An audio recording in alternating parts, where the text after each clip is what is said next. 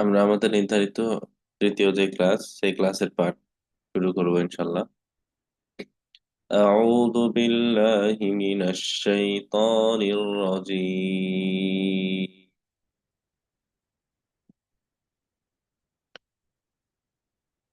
بسم الله الرحمن الرحيم.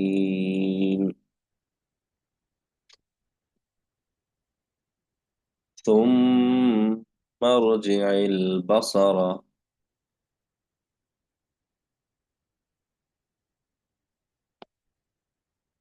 ثم ارجع البصر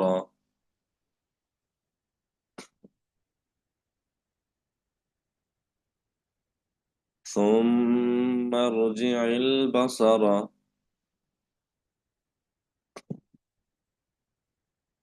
كرتين ينقلب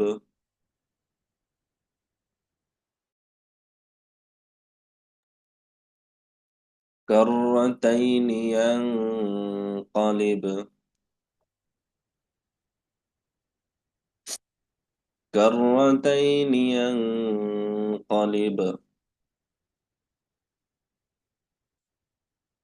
ثم ارجع البصر كرتين ينقلب ثم ارجع البصر كرتين ينقلب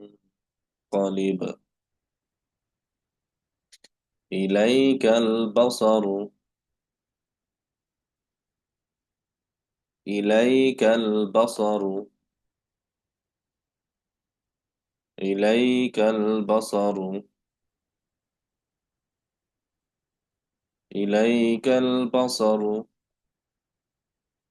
خاسئا وهو حسير خاسئا وهو حسير خاسئا وهو حسير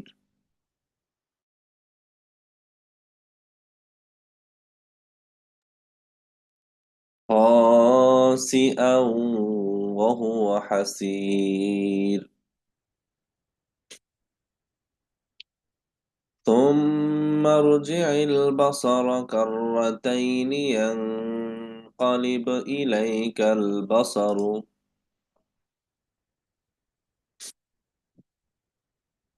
ثم ارجع البصر كرتين ينقلب إليك البصر إليك البصر خاسئا وهو حسير خاسئا وهو حسير জি পড়েন, একবার শোনান আমাকে।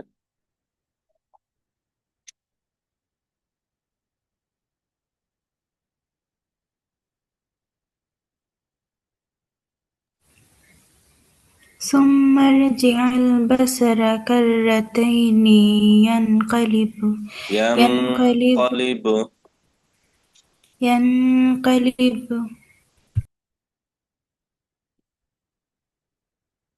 পড়েন।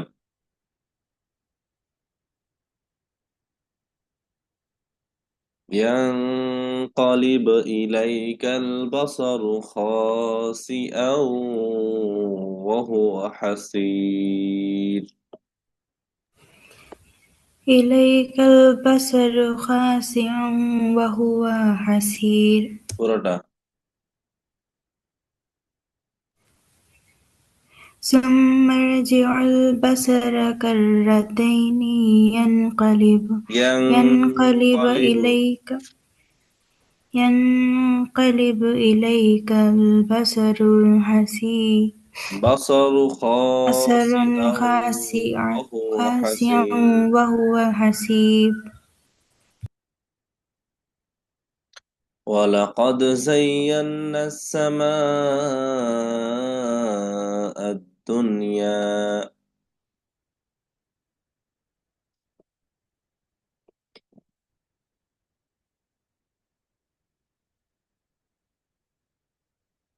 ولقد زينا السماء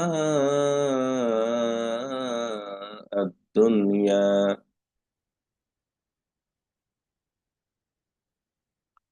ولقد زينا السماء الدنيا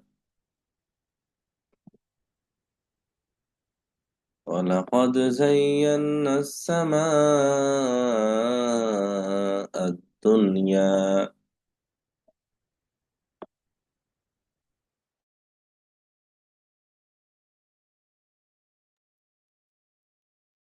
ولقد زينا السماء الدنيا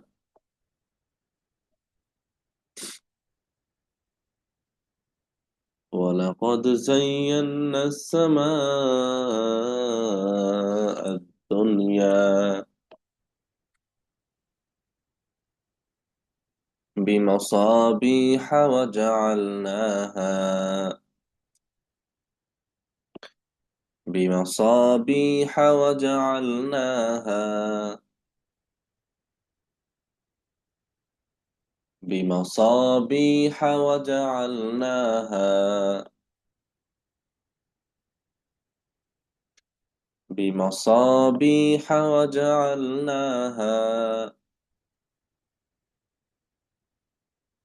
ولقد زينا السماء الدنيا بمصابيح وجعلناها ولقد زينا السماء الدنيا بمصابيح وجعلناها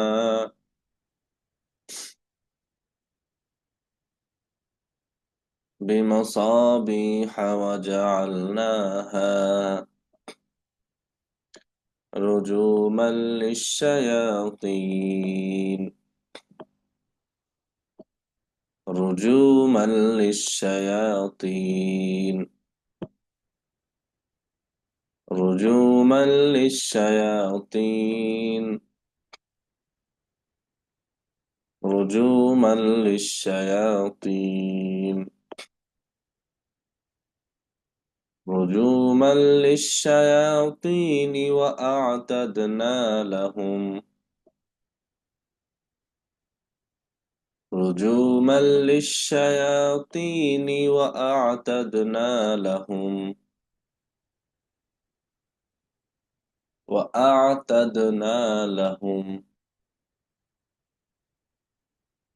وأعتدنا لهم عذاب السعير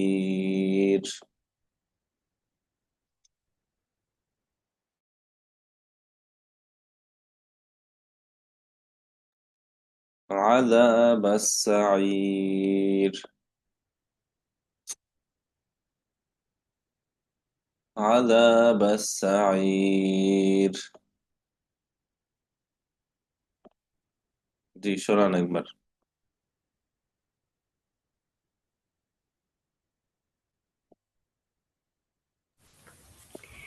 ولقد ولقد زينا السماء الدنيا بمصابيح وجعلناها رجوما للشياطين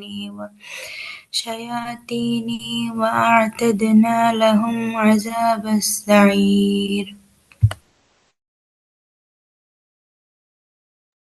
وللذين كفروا بربهم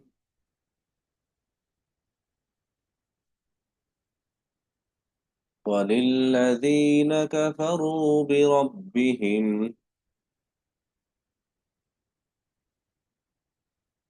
وللذين كفروا بربهم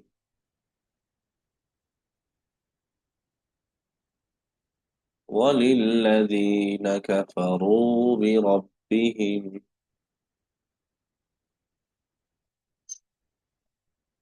وللذين كفروا بربهم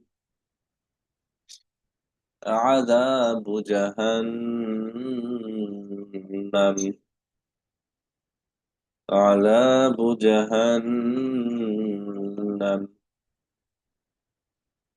عذاب جهنم وبئس المصير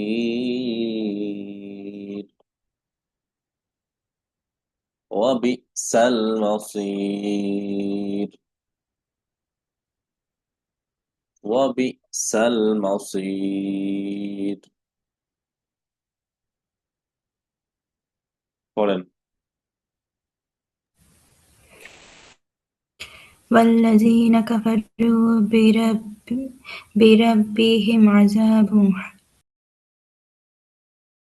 والذين كفروا بربهم عذاب جهنم وبئس المصير وبئس المصير وبئس المصير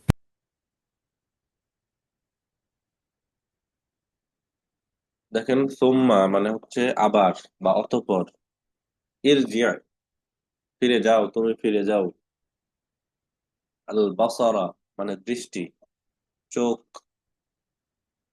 তাহলে অতঃপর তুমি তোমার চোখকে কি করো ফিরিয়ে নাও কাররাতাইনি বারবার ফিরাও বারবার করে কাররাতাইনি মানে বারবার প্রতিবার ইয়াং কলিব ফিরে আসবে ইলাইকা তোমার দিকেই আল বাসারু দৃষ্টি খাসিআও মানে ব্যক্ত হয়ে অহুয়া এবং তা হবে হাসির ক্লান্ত শ্রান্ত অপদস্থ এইরকম অর্থে এই শব্দটা এসেছে তাহলে আমরা পূর্বের আয়াত যেটা পড়েছিলাম তার সাথে সামঞ্জস্য করে যদি দেখি যে আল্লাহ তার সৃষ্টির মধ্যে কোনো ভুল ত্রুটি আছে কিনা অবলোকন করতে বলেছিল মানুষকে দেখতে বলেছিল এবং আল্লাহ বলেছিল যে না কোনো ভুল নেই তারপরেও মানুষকে বলেছিল যে তোমরা দেখো তোমরা এরকম কোনো ভুল ত্রুটি ত্রুটি বিচ্যুতি দেখতে পাও কিনা দেখো অনুরূপ ভাবে আল্লাহ আবার তাকিদ দিয়ে বলেছেন আমরা কথা বলার ক্ষেত্রে অনেক সময় বলি না যে আসবেন কিন্তু আমাদের বাসায় আসবেন অবশ্যই অবশ্যই আসবেন তাহলে আসবেন কিন্তু আপনি আসবেন তারপরে আবার অবশ্যই অবশ্যই আসবেন বলে কি বিশেষ করে অনুরোধ করা বা বিশেষ গুরুত্ব সহকারে বলা বোঝায় ঠিক আল্লাহ এই আয়াতে বলেছেন যে তোমরা দেখো দৃষ্টি ফিরাও এই বিষয়গুলির দিকে আর কোনো ভুল ত্রুটি বিচ্যুতি আছে কিনা দেখো আল্লাহ এটাও বলে দিচ্ছে যে না তোমরা কোনো ভুল ত্রুটি বিচ্যুতি পাবে না যদি এগুলো বারবারও দেখার চেষ্টা করো তবুও তোমাদের দৃষ্টি তোমাদের কাছে ফিরে যাবে ক্লান্ত শ্রান্ত পরিশ্রান্ত হয়ে তাহলে আগের আয়াত যদি বুঝে থাকেন এই আয়াতটা খুব সহজেই বুঝবেন তো ওই যে বললাম যে আমাদের বাড়ি আসবেন আসবেন কিন্তু পরে আবার বলছে কি অবশ্যই অবশ্যই আসবেন ঠিক এই আয়াতটুকু অনুরোধ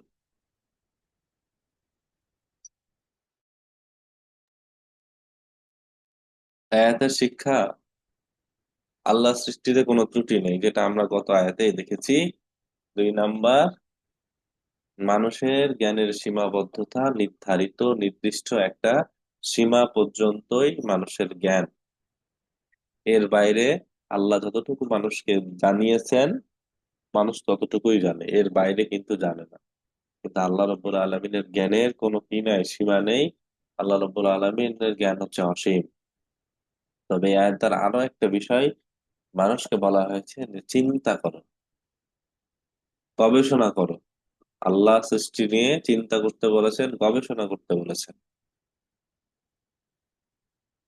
তাহলে আল্লাহর সৃষ্টি নিয়ে মানুষ যত বেশি গবেষণা করবে মানুষ তত বেশি জানবে জানার চেষ্টা করবে তবে সেই গবেষণা হতে হবে পজিটিভ পজিটিভ থিঙ্কিং এ আর কেউ যদি মনে করে নেগেটিভ থিঙ্কিং এ ভুল ত্রুটি বিচ্যুতি বের করার চেষ্টা করব আল্লাহর দোষ ধরার চেষ্টা করব তাহলে সে অবশ্যই ক্লান্ত, শ্রান্ত, পরিশ্রান্ত হবে, সে লজ্জিত হবে, অপমানিত হবে।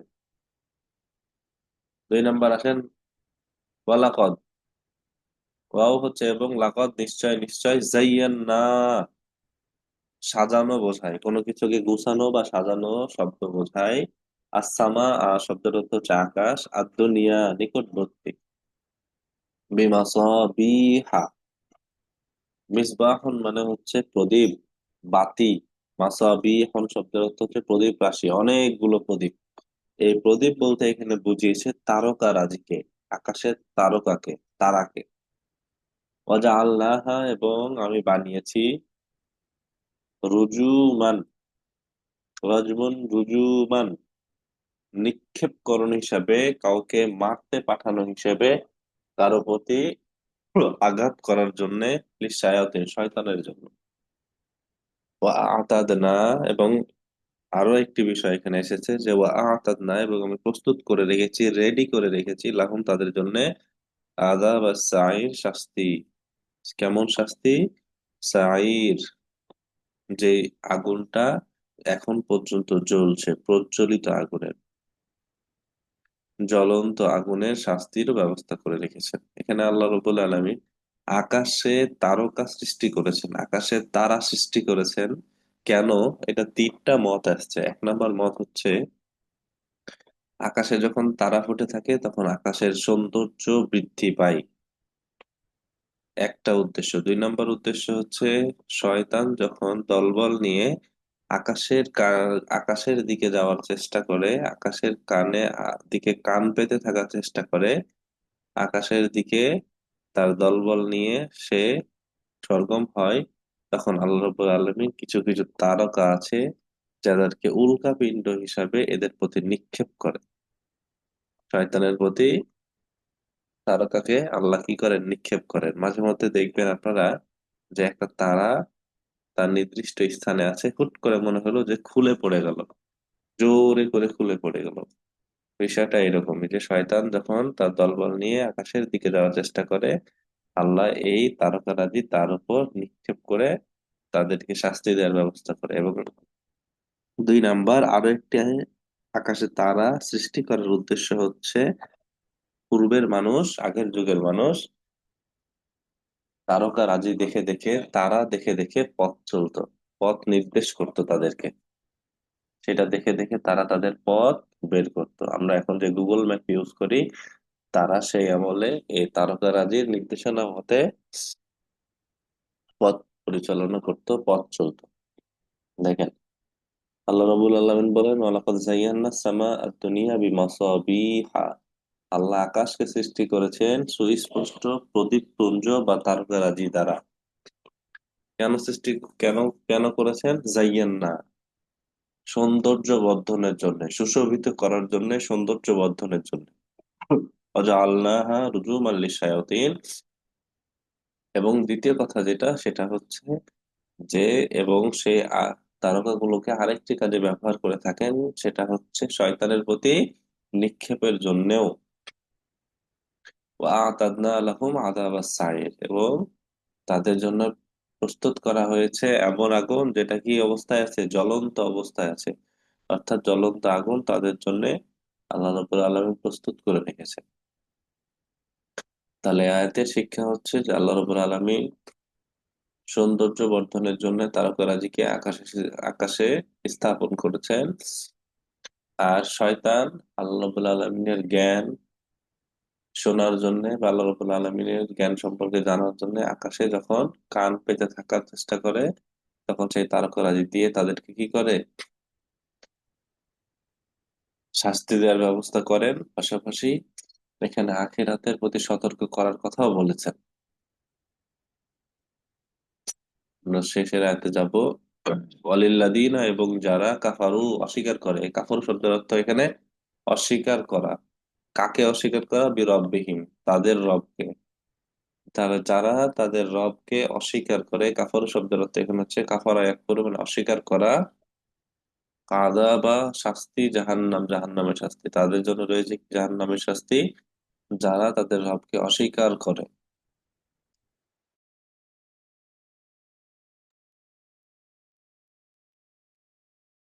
ওয়াবিসাল মসির, ওয়াবিসুন শব্দের অর্থ হচ্ছে খারাপ, মসির হচ্ছে প্রত্যাবর্তন স্থল, অর্থাৎ যে সমস্ত ব্যক্তিরা আল্লাহ রাব্বুল আলামিনকে অস্বীকার করে তাদের জন্য রয়েছে জাহান্নামের আযাব। তাহলে সেই জাহান্নামের আযাবটা আবার কেমন?